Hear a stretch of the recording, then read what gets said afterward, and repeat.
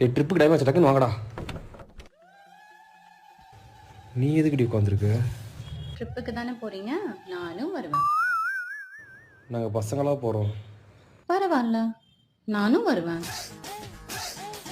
எங்கள் கூட நீ வந்து அவனுக்கு கம்ஃபர்டபுளாகவே இருக்காது. பரவாயில்ல, நானும் வருவேன். என் கூட இருக்கிறவனா அன்டீசெண்டான பாய்ஸ். நானும் வருவேன். நீங்கள் வரீங்களாடா? நாங்கள் வரல.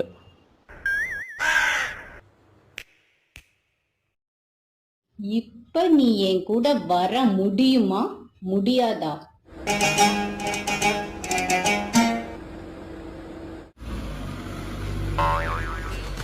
கல்யாணம் ஆன கம்நாட்டிகளை நம்பாத என்ன கேக்குறீங்களாடா? போசா கட்டுவீங்களா?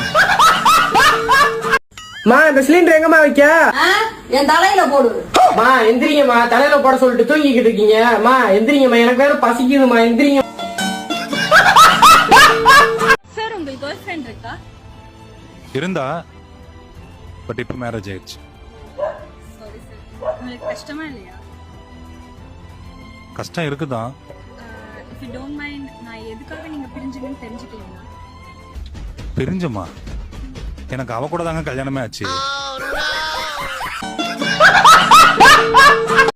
இந்த வீடியோவில் தன்னோட பொண்ணை பார்க்க அவங்க அப்பாவும் அம்மாவும் வராங்க. அப்போ அவங்க அந்த பொண்ணு வந்து அவங்கள உட்கார சொல்லிட்டு தண்ணி கொண்டு வந்து கொடுக்குறாங்க.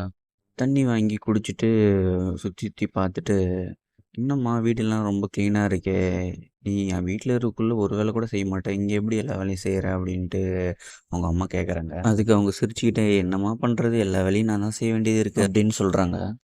ஆமாம்மா, என்ன பண்றது, எல்லா வேலையும் நான் தானே பார்க்க வேண்டியது இருக்கு. அதான் கிளீனா வச்சிருக்கேன் எப்பவுமே. ஆனால் உண்மையிலே பார்த்தா வேலையெல்லாம் அவங்க வீட்டுக்காரர் தான் செஞ்சுட்டு இருப்பாரு. அவர் இதை கேட்டதும் ஒரு பொங்கி எழுந்து இந்த சொல்லலான்னு பார்ப்பாரு. என்ன நடக்குதுன்னு நீங்களே பாருங்க. அதான் எல்லா வேலையும் நான் தான் பாக்க.